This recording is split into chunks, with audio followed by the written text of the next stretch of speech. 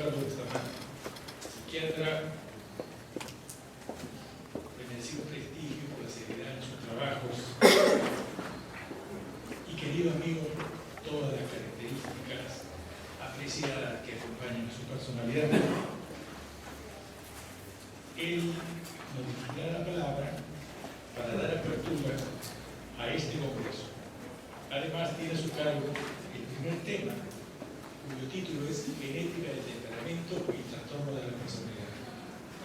Muchas gracias.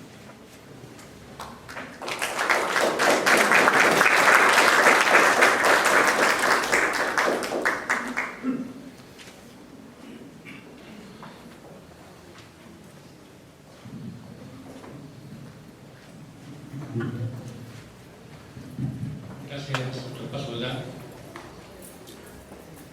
Doctor Renato Alarcón, distinguido profesor, todos nosotros, siempre nos acompaña en los eventos de la asociación de manera desinteresada y siempre con ese ímpetu y esa vocación de colaboración.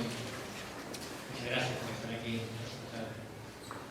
Igualmente al doctor Taki Cordás, nuestro querido colega en compañía de Brasil, que mañana va a estar en 2 conferencias en el Congreso. Estimados colegas, amigos, representantes del laboratorio TEBA, que nos apoyan en esta actividad. Es para nosotros, el Consejo Directivo de la Asociación Psiquiátrica Peruana, un evento muy importante el día de hoy, pues estamos de alguna manera cumpliendo con los proyectos que teníamos al inicio de la gestión, es decir, poder mantener una presencia académica de la institución a lo largo del año y poder también facilitar a los miembros de la asociación la posibilidad de acreditar estas capacitaciones, estos cursos, de tal manera que puedan ser parte de su formación y de su capacitación permanente. Queremos agradecer a todos los miembros de la Asociación Psiquiátrica Peruana que nos acompañan el día de hoy, a los médicos presidentes que están con nosotros, a los colegas psiquiatras, a los amigos de otras profesiones, a los estudiantes, y esperamos, ¿no?, de que la actividad de estos 2 días cumpla con las expectativas que han generado en ustedes. La Asociación Psiquiátrica Peruana tiene el reto en estos 2 años de poder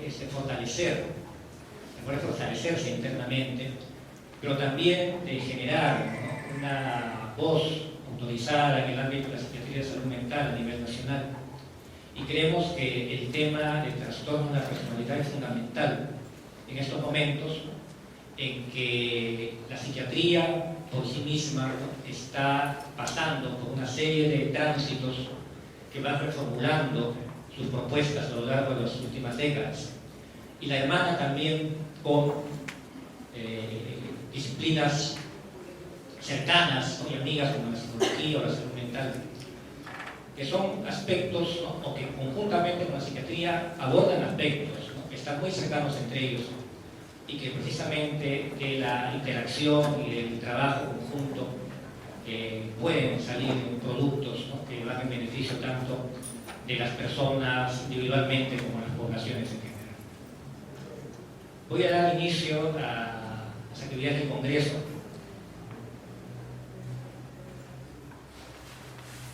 con el tema de genética del temperamento y trastorno de la personalidad.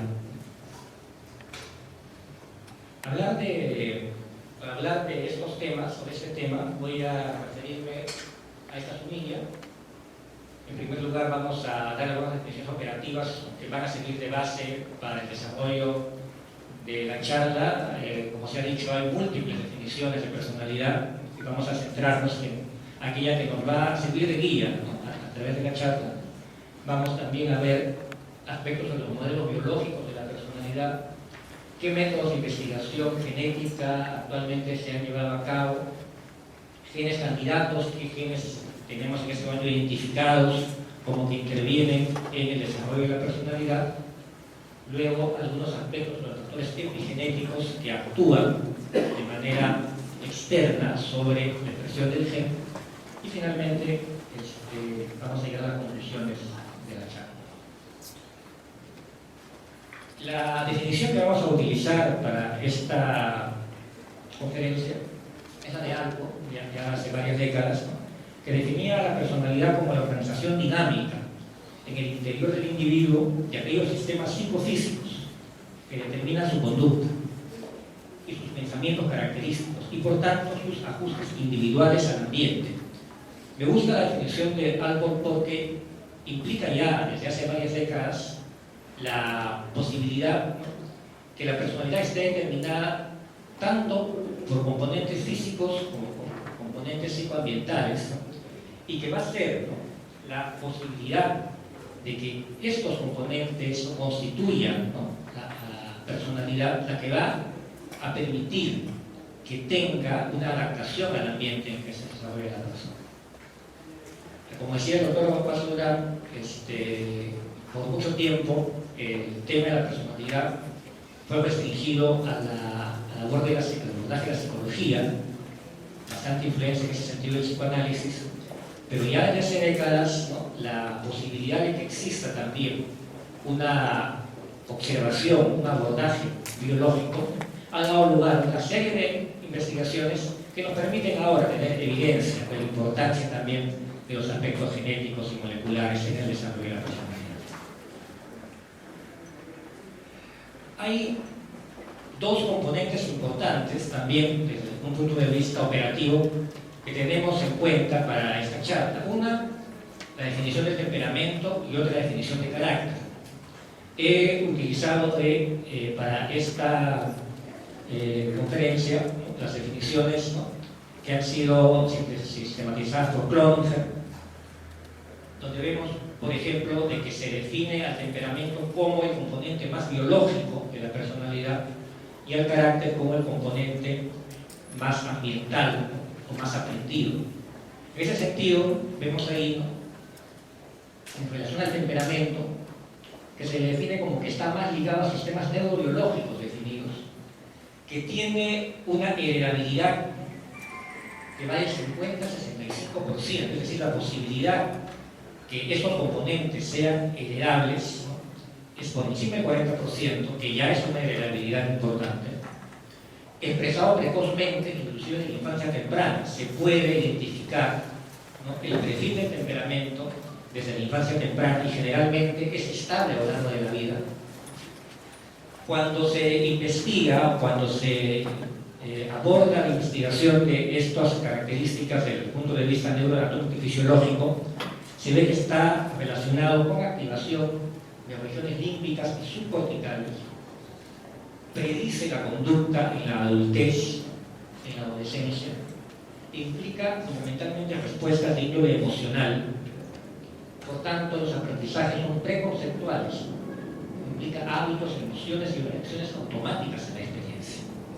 Entonces, la definición operativa que nos va a ayudar del temperamento sería esa, ¿no? Como digo, sería la parte más biológica de la personalidad y nos llevaría, ¿no?, entonces a abordar fundamentalmente lo que vamos a ver después, ¿no?, en este ámbito especialmente. Está de más decir de que esta división es artificial, ¿no? No podemos dividir o zanjar, ¿no?, totalmente pues, temperamento y carácter, ¿no? Es una definición operativa que nos sirve fundamentalmente, ¿no?, para aspectos de investigación, ¿no?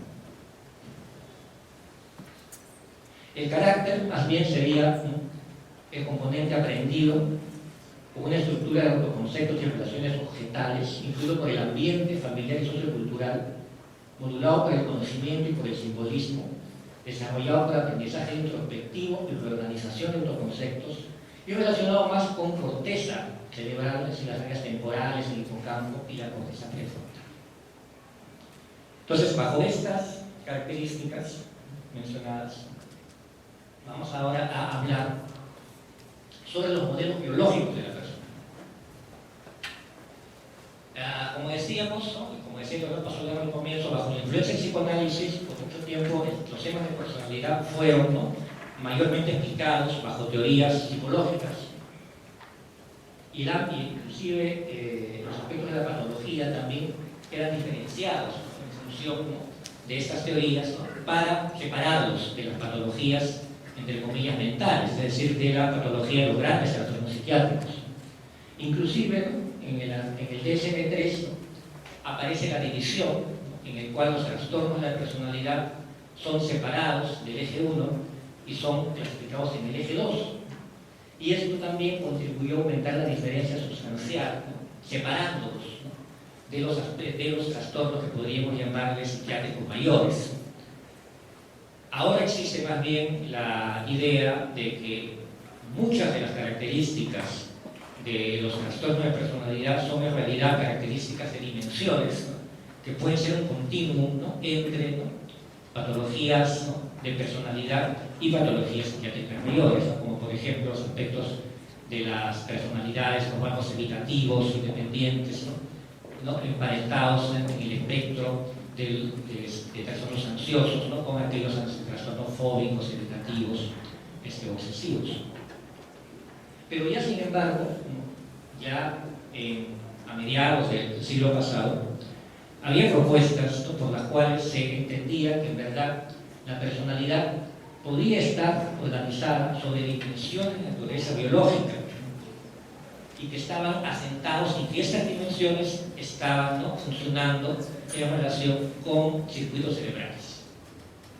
Y esto fue propuesto, curiosamente, también por psicólogos, ¿no?, es decir, Einstein, Gray, ¿no?, fueron los que desarrollaron teorías sobre la personalidad basándose en observaciones, análisis de factores, ¿no?, desarrollo de inventarios, pero relacionándolos ya con la posibilidad que estos factores tuvieran un vínculo con estructuras cerebrales. El modelo de Einstein, que es el modelo clásico, ¿no?, del eje extroversión-introversión, el eje neuroticismo-estabilidad y el eje psicoticismo versus normalidad, que fue el último eje que incluyó en su modelo, ¿no?, ha sido prácticamente el que ha guiado por mucho tiempo el estudio de los aspectos biológicos de la personalidad y que se mantiene inclusive, ¿no?, hasta hoy, ¿no?, como uno de los más importantes y que ha servido como fundamento para otras teorías, para otros modelos que vamos a ver luego.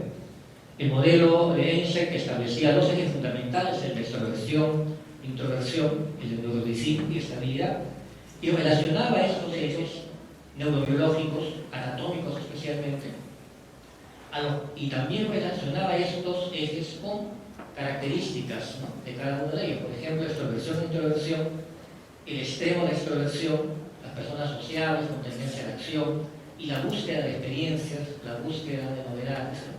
En cambio, el neuroticismo, ¿no?, en el extremo del neuroticismo, personas ansiosas, inhibidas, ¿no?, con mucha actividad ante el peligro, hipersensibles a señales de amenaza. Y los relacionaba con, como digo, estructuras cerebrales. Ese neuroticismo y estabilidad con la hipersensibilidad del sistema límbico, mientras que la extroversión con activación a nivel mesencefálica y del sistema reticular ascendente. El eje de psicoticismo y normalidad fue incluido posteriormente, en los años 80, que describía más bien, ¿no?, también un eje en donde existía en el extremo de él tendencia a la soledad, al aislamiento, a la insensibilidad, a la pasividad, que podía también tener características de agresividad, ¿no?, o de conductas querellantes.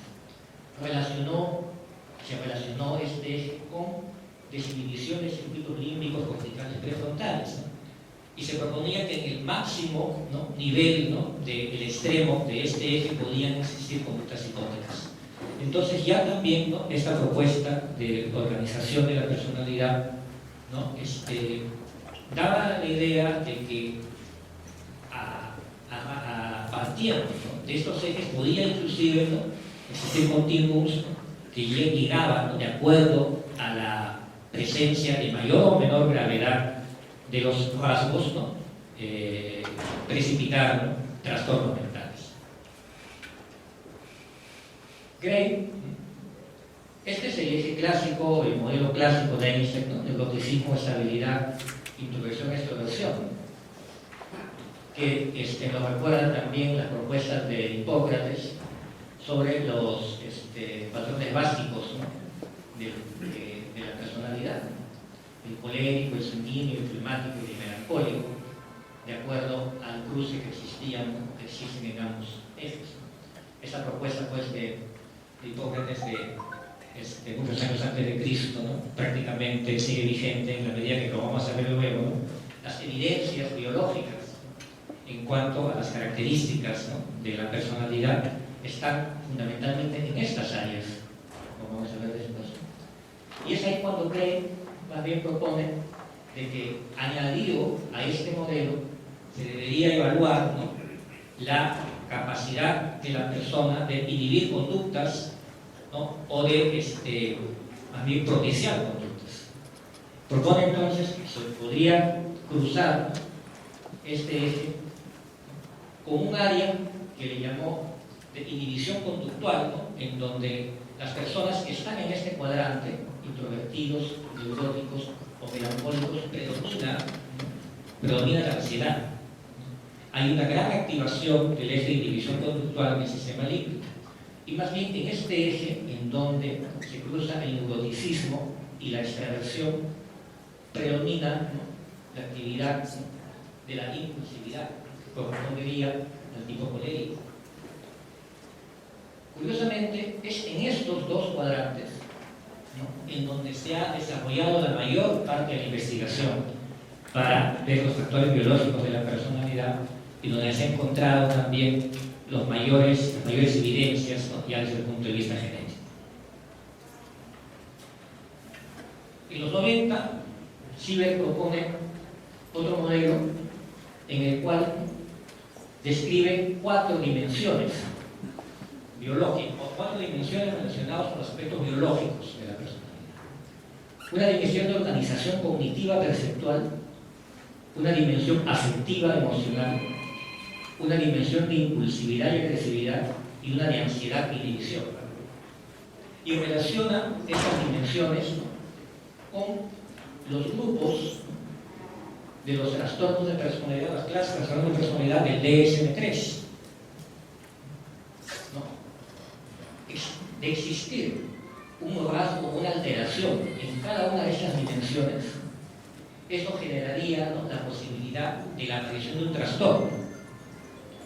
Lo relaciona, por ejemplo, que la alteración en la dimensión de organización cognitivo-perceptual llevaría a conductas de suspicacia y aislamiento, y relaciona esta dimensión y este rasgo con los trastornos de personalidad del grupo A del DSM-3, extraños y excéntricos. Y en el extremo de la alteración de esta dimensión se llegaría al desarrollo de esquizofrenia. En la dimensión afectiva emocional, donde el rasgo principal de la alteración de esta dimensión sería la inestabilidad emocional,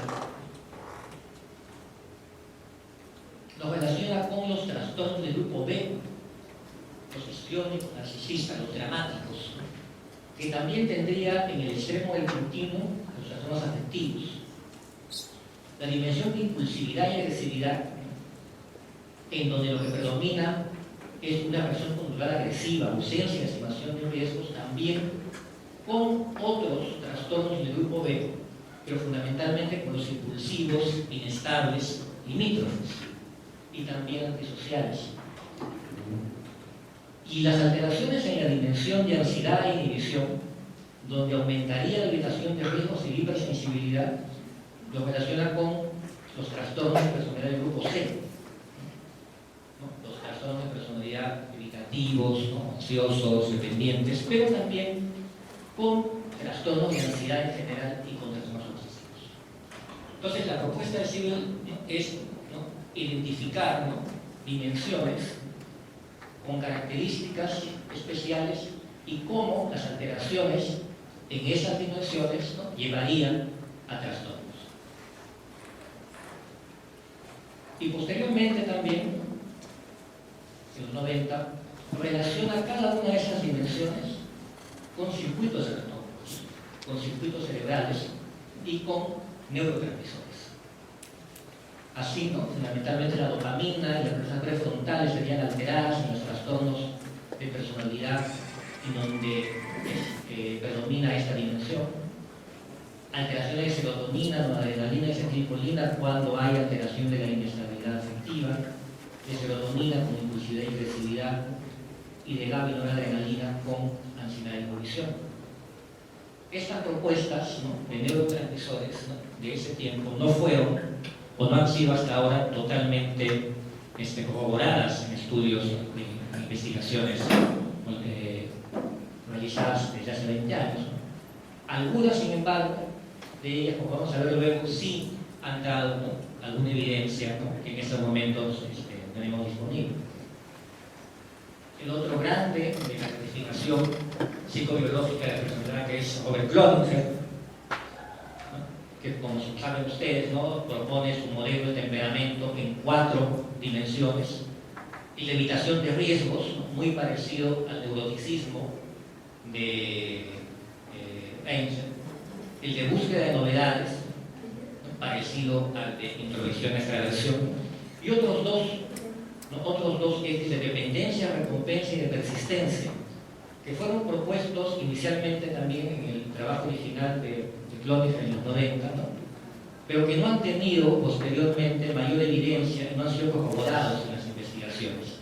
En cambio, los dos primeros sí, y se han relacionado los rasgos de evitación de riesgos, ¿no?, con alteraciones a nivel de GABA, de serotonina, y fundamentalmente con patologías asociadas, ¿no?, a los trastornos del grupo C de personalidad, o trastornos de ansiedad, también son somatomorfos. Mientras que el grupo en donde predomina la búsqueda de novedades y se presenta alteración de estos rasgos en cuanto a exceso de los mismos, ¿no?, se ha relacionado más bien con alteraciones a nivel de dopamina. Y últimamente también se ha corroborado, ¿no?, alteraciones a nivel de la monoaminoóxidas. Como digo, los dos últimos, si bien es cierto, fueron propuestos también en el trabajo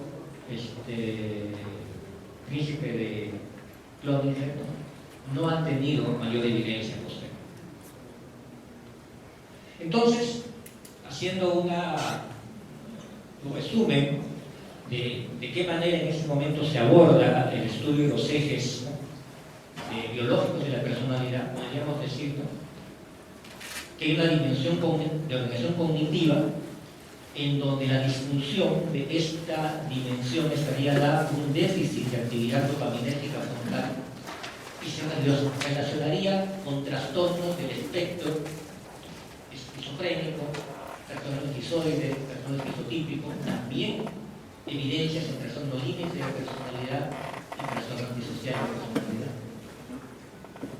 Una dimensión exploradora, exploratoria, que recogeríamos de la propuesta de extraversión, introversión de Einstein y también de búsqueda de novedades de Cloninger, en donde se ve que hay, como vamos a ver luego, alteración dopaminérgica y también disminución de actividad de monoaminoxidasa en relación con conductas fundamentalmente impulsivas, como el error límite, el histriónico y el antisocial.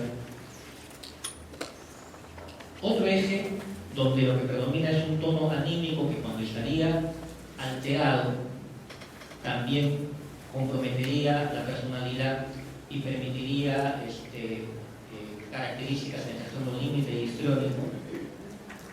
Una dimensión impulsiva con baja actividad serotoninérgica y hiperactividad dopaminérgica, también en este grupo de límites histriónicos y antisociales, ¿no? Y una dimensión de eje ansioso-temeroso con menor actividad del receptor serotoninérgico o sináptico, ¿no?, y conllevaría también a la posibilidad de desarrollar personalidades evitativas dependientes en la casa. Ojo que estamos hablando del componente biológico, ¿no es cierto?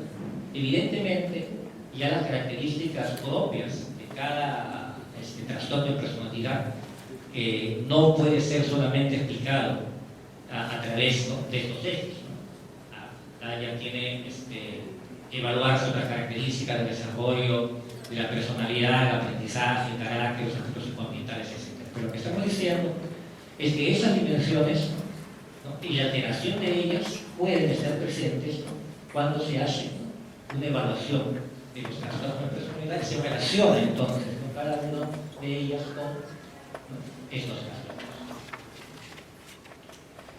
En los 90 también se difundió bastante y fue base de muchas investigaciones, ¿no?, el modelo de personalidad de 5 factores de la personalidad. Sigue el próximo aquel,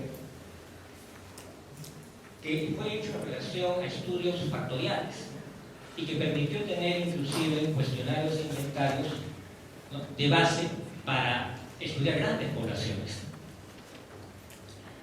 Una evaluación de estos factores, ¿no?, permitió, ¿no?, identificar 5 que estaban, ¿no?, o que podían ser considerados los 5 grandes factores de la personalidad, ¿no? El factor de extraversión, el de neuroticismo, el de amabilidad, el de responsabilidad y el de apertura al cambio. Importante que esos estudios también fortalecieron y corroboraron las apreciaciones iniciales acerca, ¿no?, de este eje de extraversión, introversión y de este eje de neuroticismo, y propuso, ¿no?, otros factores, amabilidad, responsabilidad, apertura al cambio, que estarían más relacionados, ¿no?, más bien con aprendizajes posteriores, conceptos, ¿no?, y que podrían estar entonces, ¿no?, más cercanos a lo que hoy conocemos como carácter. Es importante, y lo traigo acá porque vamos a ver luego, de que varias de las investigaciones posteriores que han relacionado neuroticismo con factores biológicos, ¿no?, se basan, ¿no?, en la aplicación de este modelo, de este cuestionario. ¿Cuáles son los métodos? ¿No? Hemos visto aspectos biológicos. ¿Cuáles son los métodos de investigación genética, ¿no?, por los cuales actualmente se pueden desarrollar trabajos? En general, hay 2 grandes, ¿no?, los métodos epidemiológicos y los métodos moleculares. Los métodos epidemiológicos implican estudio de poblaciones, de familias, de gemelos y de adopción, es decir, se estudian rasgos clínicos, ¿no?, en poblaciones que pueden ir de una población general, ¿no?, a poblaciones más específicas. Y de todos ellos, tal vez el método más utilizado para relacionar rasgos, ¿no?, caracterológicos o rasgos característicos de una persona, ¿no?, son los estudios de gemelos, porque permiten identificar el grado de heredabilidad, ¿no?, y el grado de concordancia, si es que se presenta el mismo rasgo en 2 hermanos gemelos monocigóticos o disigóticos. Entonces, en la medida de lo esperable, y mientras más frecuentemente se encuentre el rasgo en los 2 hermanos, ¿no?, monocigóticos, ¿no?, este rasgo va a ser más heredable. Los otros estudios moleculares implican ya, ¿no?, métodos para buscar el gen, ¿no?, métodos de mapeo, de ubicación, de los fisiológicos que están orientados a identificar el gen, ¿no? Eso implica ya la búsqueda de genes candidatos, es decir, relacionar un gen con alguna característica, o grupo de genes con alguna característica, o grupo de características con algún gen, ¿no?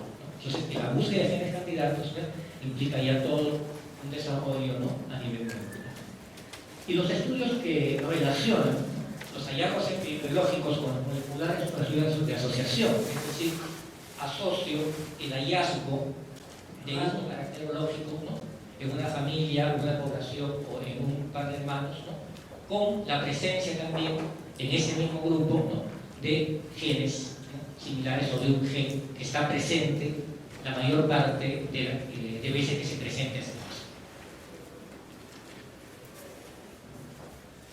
De todos esos estudios, tal vez, ¿no?, los que se utilizan, ¿no?, en la búsqueda de genes candidatos, ¿no?, para identificar aspectos biológicos en trastornos mentales, vienen siendo los estudios de gemelos.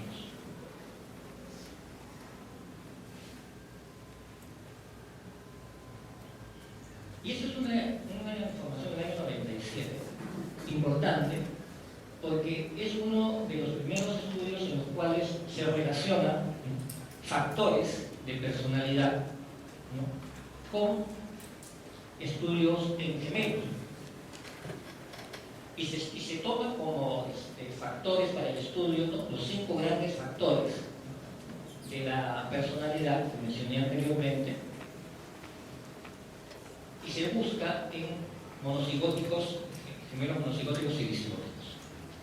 Y se encuentra que la concordancia en los gemelos monocigóticos para fundamentalmente 3 factores, la extraversión, el neuroticismo y la responsabilidad, están por encima de 50, son importantes. Y ahora, a diferencia de lo que se presenta en hermanos gemelos discigóticos. La heredabilidad es la posibilidad entonces que este factor, o que esta rasgo, esta característica, se pueda transmitir genéticamente. Y se obtiene bajo una fórmula, ¿no?, que es el doble de la diferencia entre la concordancia entre los monocigóticos y los disigóticos. Y se acepta, ¿no?, que por encima de 50, ¿no?, es una heredabilidad fuerte. Y vemos aquí que la heredabilidad estimada, ¿no?, en el caso de extraversión es el 56%, en neuroticismo el 80%, y de responsabilidad el 72%, y es menor en amabilidad y en apertura acá. Entonces, esto es un estudio interesante porque nos comienza a orientar, ¿no?, sobre la posibilidad entonces de que estos factores, fundamentalmente extraversión, neuroticismo y en este caso de responsabilidad, tuvieran algún factor relacionado, ¿no?, con aspectos genéticos. La secuencia de identificación de los tipos y genes candidatos entonces es esa, ¿no es cierto? Identificar primero los síntomas o los aspectos clínicos, las características clínicas, relacionado con alteraciones fisiológicas medibles, entonces tener la capacidad de hacer estudios fisiológicos, ¿no?, estudios, ¿no?, imágenes, estudios que nos permitan identificar, ¿no?, cómo está funcionando el sistema nervioso, los circuitos cerebrales relacionados con estos síntomas, llegar a circuitos y llegar por ahí a los genes. Entonces, los estudios de asociación implican identificar aquellos genes que se están encontrando de manera persistente, de manera frecuente, ¿no?, en un grupo de personas que presentan las mismas características conductuales. De esa manera, entonces, se puede revelar la existencia de la relación entre uno de los alelos del gen con cierta característica. Y esto es entonces lo que ha permitido, ¿no?, tener genes candidatos actualmente en trastorno de la personalidad. Es decir, cuáles son aquellos, ¿no?, estudios que han permitido a través de esta secuencia metodológica llegar a identificar, ¿no?, algunos genes que se presentan de manera más frecuentemente, ¿no?, asociados con esas características. Vamos a revisar solamente los que son más frecuentes, y hay estudios bastante corroborados, que son polimorfismos. ¿Qué es un polimorfismo? Un polimorfismo es una diferencia, ¿no?, que se encuentra en uno de los alelos, en los 2 alelos de un gen, en relación con la mayor frecuencia que se presenta, ¿no?, ese gen en la población general. Por ejemplo, un polimorfismo sería una diferencia de un 20 o 30% de frecuencia, ¿no?, de la presentación del gen en la población general. O sea, son alelos diferentes. Entonces, se asume de que los polimorfismos están, ¿no?, de manera normal, ¿no?, en muchas personas, en toda la población, pero que no necesariamente se expresan como tal. Y que muchas veces estos polimorfismos determinan variantes normales, no necesariamente patológicas, pero en algunos casos también determinan variantes que sí son patológicas. Y cuando se expresan de manera inadecuada, entonces pueden generar alteraciones que pueden ser también observadas clínicamente. Entonces, hay 3 genes, ¿no?, que tienen bastante recorrido en los estudios de los últimos 20 años, ¿no?, que es el gen que codifica el transportador de serotonina, el gen que codifica el receptor de 4-hidrolamina y el gen que codifica a la monoaminooxidasa A, que se encarga de la degradación de la catecolaminas. El primero de ellos, el que codifica el transportador de serotonina, llamado 5-HTT, está localizado en los MADIS 17. Hay un cambio en la región promotora que regula la expresión del gen. Pues este cambio en la secuencia de las bases determina un polimorfismo, es un alelo diferente. O sea que ese polimorfismo determina entonces dos formas del gen. Una, llamado alelo corto, porque tiene menos repeticiones, y el otro alelo largo, que tiene más repeticiones. Se ha visto, esto desde el año 96, que es el primer reporte, que el alelo corto, llamado S, cuando está presente, está relacionado con una menor funcionalidad del transportador de serotonina. Y clínicamente se ha relacionado la expresión de este alelo con rasgos de elevada evitación de riesgo, neuroticismo, ansiedad y depresión. Es decir, la mayor parte de estudios, ¿no? Relaciona la presencia, ¿no?, de este alelo con estas características. O sea, aquí, en la zona promotora del gen, se produce la diferencia que va a dar lugar entonces, ¿no?, a un alelo corto y un alelo largo. Entonces uno, si ve conductas de neuroticismo y comienza a estudiar, ¿no?, la actividad límbica prefrontal, llega a ubicar, ¿no?, la transmisión serotoninérgica a través de estudios neurofisiológicos y llega a identificar el gen. Y este gen entonces, como digo, es el que se relaciona actualmente con esa característica. El otro gen es el que va a codificar, que va a codificar el receptor 4 de dopamina. Aquí también hay dos alelos posibles, largo y corto. Los estudios han relacionado una mayor expresión del alelo largo con extroversión, hiperactividad, impulsividad y búsqueda emocional. Es decir, la presencia, el alelo largo, va a determinar, o está, mejor dicho, está relacionado con este tipo de conducta. Ahora, no necesariamente la presencia de este alelo va a determinar las conductas, ¿no?, sino se va a asociar con mayor frecuencia las conductas. Porque no necesariamente, ¿no?, la expresión del gen, ¿no?, va a estar, ¿no?, presente, o la expresión del alelo va a estar presente, ¿no?, en los casos en que está identificado el alelo. Pero parece, como vamos a ver luego, que además intervienen, ¿no?, otros componentes epigenéticos que van a hacer que esta expresión lleve a configurar patologías. Pero sin embargo, ya desde estudios hechos en niños homocigóticos, ¿no?, por ejemplo, que tienen los dos alelos S para este polimorfismo, ¿no?, y tenían además variantes cortas del gen D4, presentaron valores significativamente menores para la variable social interactiva. Es decir, los niños que tenían los dos alelos cortos, es decir, eran SS homocigóticos, ¿no?, teóricamente, ¿no?, más evitación de riesgos, más neuroticismo, y tenían el alelo corto de DRD4, es decir, menos exploración, menos capacidad exploratoria, tenían también valores significativamente menores para la variable social interactiva, ¿no?, de un cuestionario, ¿no?, de temperamento.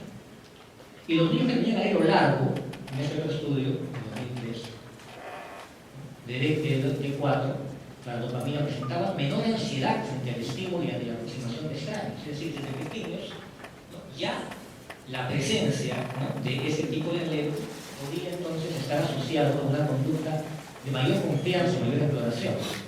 Pero sin embargo, la presencia de alelo corto en los niños que tenían este alelo largo para la dopamina aumentaba la ansiedad independientemente del alelo de dopamina. Es decir, ¿no?, pueden existir entonces variables o variantes, ¿no?, de tal manera que mientras los niños tienen esa conducta exploratoria, ¿no?, de búsqueda, etc., sin embargo también pueden presentar, ¿no?, estas características, ¿no?, de ansiedad que están relacionadas posiblemente, ¿no?, con la presencia de esta variante genética. El otro gen es el de la monoaminoxidasa. Este gen está ubicado en el cromosoma X y tiene dos variantes, dos polimorfismos. Uno de baja intensidad, o sea, de baja actividad, y otra de alta actividad. Ustedes saben, la monoaminoxidasa degrada catecolaminas a nivel cerebral, a nivel frontal, especialmente. Se relaciona, ¿no? Una baja actividad de monoaminoxidasa se ha relacionado con conductas agresivas y violentas. Hay varios estudios de la década de los 90 sobre esto.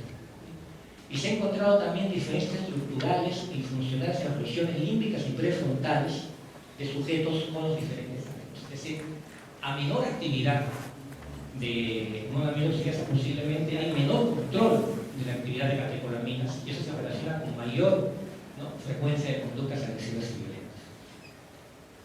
Esto es interesante, ¿no? Es uno de los primeros estudios al respecto del año 94, que es un grupo español de Carrasco y Sáenz, que buscaron, ¿no?, la presencia de la actividad de monoaminoxidasa en plaquetas, ¿no?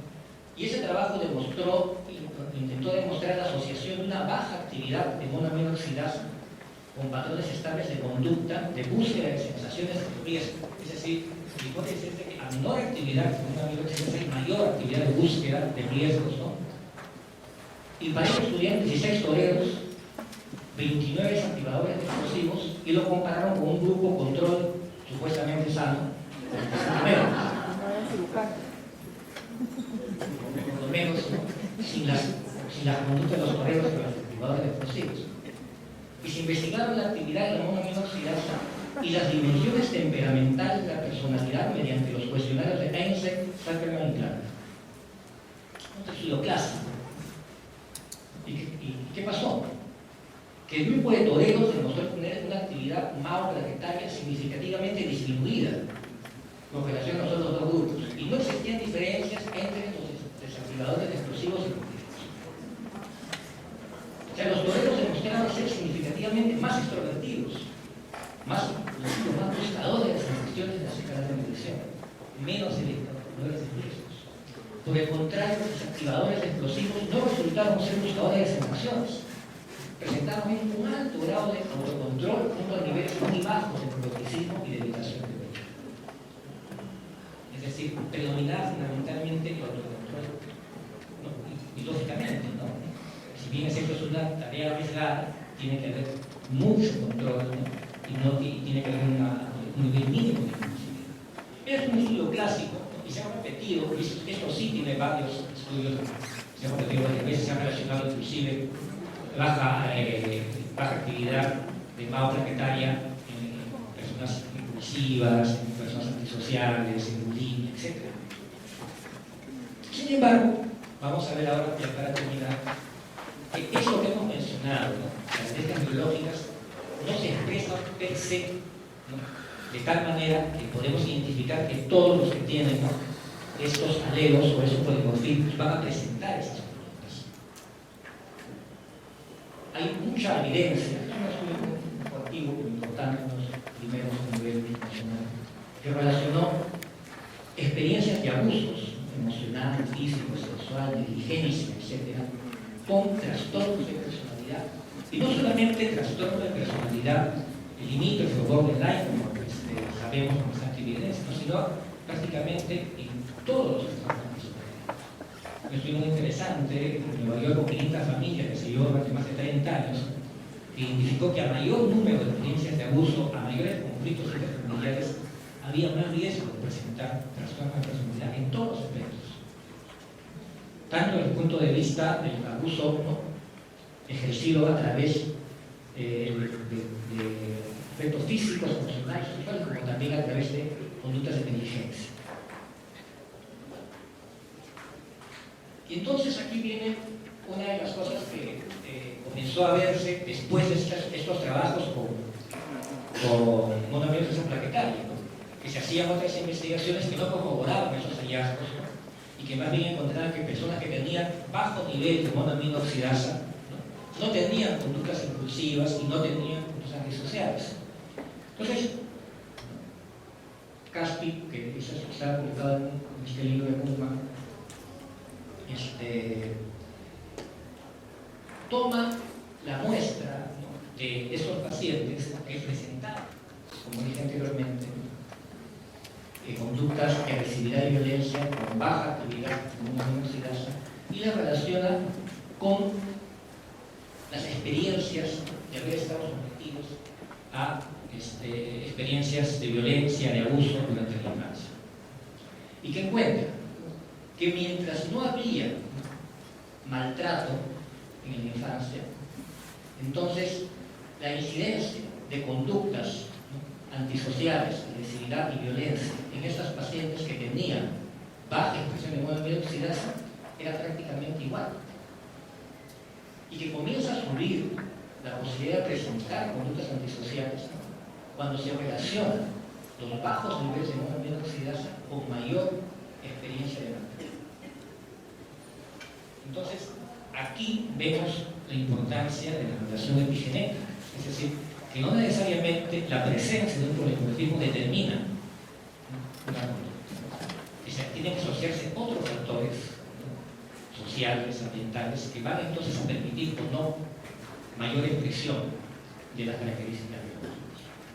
Igual, lo que pasó con los estudios de Caspi, ¿no? Caspi también publica, ¿no?, a fines de los 90, comienzos de esa década, estudios donde relacionaba la presencia de alelo SS, alelo corto, ¿no?, con depresión, con ansiedad, con trastornos de personalidad. Pero después, ¿no?, aparecieron estudios que no corroboraban estos hallazgos y más bien encontraban poblaciones que tenían alelos cortos, ¿no?, para serotonina y no presentaban tampoco conductas de trastornos de personalidad, de neuroticismo o depresión. Entonces aquí también, ¿no?, se relaciona posteriormente, ¿no?, la presencia de alelo largo, ¿no?, como que es un factor protector contra la posibilidad de presentar, ¿no?, depresión.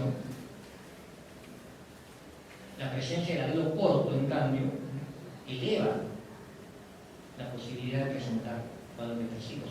En la medida que las personas son homocigotas para los alelos cortos, tienen mayor posibilidad. Pero ¿en qué situaciones? En situaciones en las cuales existe evidencia de haber estado expuesto, ¿no?, a estrés importante, ¿no?, en el periodo, ¿no?, inmediatamente anterior a cuando se hizo el estudio. Es decir, la exposición a factores estresantes, ¿no?, puede más bien condicionar, ¿no?, que esta característica biológica entonces, ¿no?, pueda emerger y pueda entonces constituirse en este momento como posible. Posiblemente el estrés genera mayor exigencia en cuanto a funcionamiento en áreas en donde los receptores o los receptores son importantes. Y la carencia o la disminución o la dificultad entonces funcional para poder responder a ese tipo de exigencia, entonces va a hacer que se presente esa disfunción. Entonces es importante tener en cuenta eso, ¿no?, porque estamos relacionando directamente, ¿no?, estas características genéticas con factores psicosociales o psicoambientales que van a actuar como factores epigenéticos. Igualmente, ¿no?, ese es otro estudio importante de Caspi, también con muestras, ¿no?, en los cuales había historias de depresión con alelos o con homocigotos para SS, a diferencia de LL, donde no había historias de depresión. Pero las características depresivas se hacían realmente importantes cuando había antecedentes de maltrato. ¿Qué hace el maltrato? ¿Cuál es el factor? ¿Cuál es la condición biológica que está produciendo, ¿no?, un maltrato? Entonces ahí aparece otro grupo o otra área de investigación que está en este momento desarrollándose aceleradamente y con grandes hallazgos, ¿no?, que es la actividad del cortisol, es decir, la actividad del eje hipotálamo pituitario adrenal, que es, ¿no?, el eje que se va a activar ante experiencias de amenazas, ante experiencias de maltrato, ante experiencias, ¿no?, de violencia. Entonces, la activación de una respuesta, ¿no?, de cortisol del eje hipotálamo pituitario adrenal puede actuar también de tal manera que va a modificar la expresión genética, pero también vamos a encontrar genes relacionados con los receptores de cortisol. Por ejemplo, este gen, el NR13-1, que va a propiciar, ¿no?, que va a promover la formación del receptor de cortisol, de glucocortisol a nivel hipocámpico, se ha visto que está poco expresado en depresión, en trastorno límite de personalidad. O sea, mejor dicho, hay carencia de actividad de este gen. O sea, hay carencia de actividad de este receptor. O sea, mejor dicho, no se produce adecuadamente el receptor, ¿no? Y cuando se ha visto qué está pasando, ¿no?, lo que se encuentra es que el promotor del receptor está silenciado, no se activa. Y esto ocurre por una metilación. Ustedes saben de que hay una serie de factores que van a determinar que los genes se expresan o no se expresan, ¿no? Uno de ellos es la metilación, ¿no? Cuanto más metilado está un gen, cuanto más cargado, ¿no?, la cadena,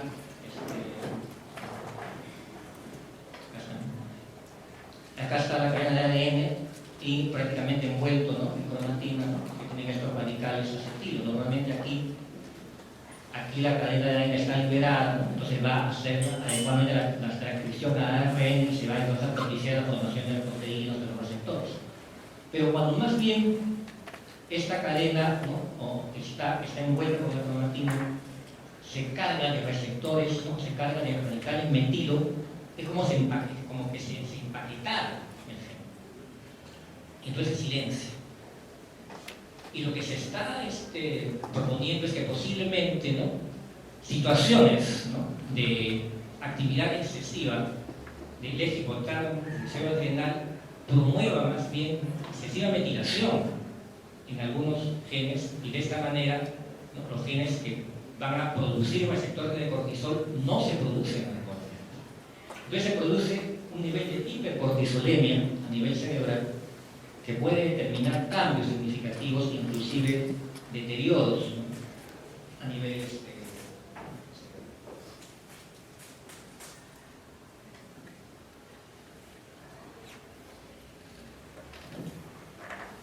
voy a proceder, así que me voy a apurar. Eso es lo interesante. El año 2009, ¿qué hace? Busca, ¿no?, en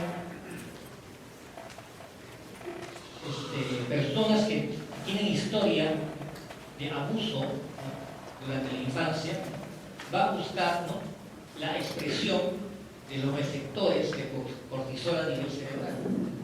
¿Y qué encuentra? De que en las personas, ¿no?, y esto son muestras, ¿no?, de cadáveres, ¿no?, encuentran que hay menor activación de los receptores, ¿no?, de cortisol ante mayor historia de abuso. Normalmente, los cuidados maternos influyen en la actividad del eje hipotálamo adrenal. ¿Sí? La presencia, ¿no?, de la madre, eso podemos hacer una serie de estudios en animales de investigación, cómo permite más bien que el eje hipotálamo adrenal se amesigue, ¿no?, tenga una función normal, ¿no? En cambio, cuando son expuestos estos a nivel de experimentación a situaciones de mucho estrés, el eje, o se les separa de la madre, pues hay una gran activación del eje. Y lo que se ve es de que en humanos, ¿no?, este abuso infantil también altera la expresión del eje hipotálamo adrenal. Y cuando se ve personas suicidas,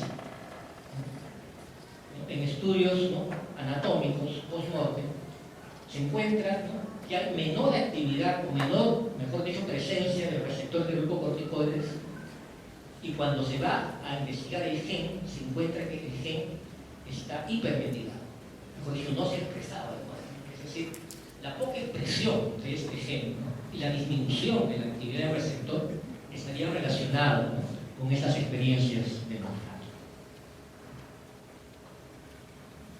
Saben ustedes, por ejemplo, esos son personas controles, suicidas que no tienen experiencia de abuso, y en personas suicidas con experiencia de abuso se ve, ¿no?, que la expresión, ¿no?, la presencia del receptor de glucocorticoides es menor densidad, ¿no?, de receptor en personas que han sido abusadas, ¿no?, y que tienen, ¿no?, antecedentes de muerte por suicidio. Y finalmente, este es otro estudio interesante que ya se ha hecho en personas vivas, se les ha tomado muestras de sangre, se ha hecho su fenotipificación, se ha buscado el gen y se ha encontrado, ¿no?, también que estos genes están hipermetilados en personas con historia de trastornos limítrofes de personalidad, con trastorno de estrés postraumático y trastorno depresivo mayor, ¿no?, cuando ha habido también historia de maltrato. O sea, aparentemente, ¿no?, habría una relación directa, ¿no?, con esta hiperactividad, ¿no?, ante la presencia de este tipo de estrés, ¿no?, con la poca activación de este gen y la poca actividad del receptor glucocorticoides. Entonces, existiría una permanente hiperactividad de cortisol a nivel cerebral, ¿no?, que es lo que se ve también posteriormente en estados depresivos, ¿no?, y se ha hecho estudios actualmente relacionados, ¿no?, con los efectos inflamatorios, con los efectos degenerativos, inclusive en cuadros depresivos crónicos, y se haría una relación posiblemente con esta hipercortisolemia. Pues aquí, el maltrato infantil a través de las modificaciones epigenéticas del gen del receptor altera la respuesta del eje. La severidad del maltrato se asoció con incremento de la metilación, o sea, mayormente metilado el gen, más silenciado. El abuso sexual, la intensidad del abuso y la frecuencia, ojo, la intensidad y la frecuencia lo relacionaron positivamente con el incremento de la metilación, o sea, con mayor silenciamiento y con manifestaciones clínicas depresivas. Aquí, por ejemplo, se hizo, ¿no?, una tipificación de los lugares, ¿no?, de metilación. Y aquí en negro, en columnas negras, ¿no?, los casos en los cuales no había experiencia de abuso, en columnas grises, ¿no?, cuando había 2 o 3 casos verificados de experiencia de abuso, y en columnas blancas cuando había más experiencias de abuso. Y vean ustedes, ¿no?, mayormente se metila el gen, o sea, se silencia el gen que va a producir el receptor de glucocorticoides cuanto más experiencias de abuso existía en la historia de estas personas. En cambio, ¿no?, cuando había baja experiencia de abuso, ¿no?, el nivel de metilación. Y finalizo con esta imagen, que tal vez uno de los trastornos que más frecuentemente relacionamos con aspectos biológicos y genéticos, ¿no?, es el trastorno límite de personalidad. Y aquí podemos encontrar, ¿no?, varios síntomas que lo podemos relacionar con lo que hemos visto anteriormente: neuroticismo, impulsividad, conductas suicidas, alteraciones cognitivas. Ven ustedes entonces, ¿no?, cómo, ¿no?, podemos, ¿no?, encontrar, ¿no?, de acuerdo a esas características clínicas, ¿no?, disfunciones a nivel de los sistemas neurotransmisores, y podemos inclusive llegar a identificar los genes, tal como hemos visto en esta tarde. Entonces, el trastorno, ¿no?, límite de personalidad, como un ejemplo, se convertiría pues en un modelo para poder buscar, ¿no?, de acuerdo a la sintomatología, de acuerdo a las dimensiones que están alteradas, ¿no?, características, ¿no?, a nivel de estructura cerebral, y también llegar a determinados genes. Pero como dije, no es suficiente, ¿no es cierto?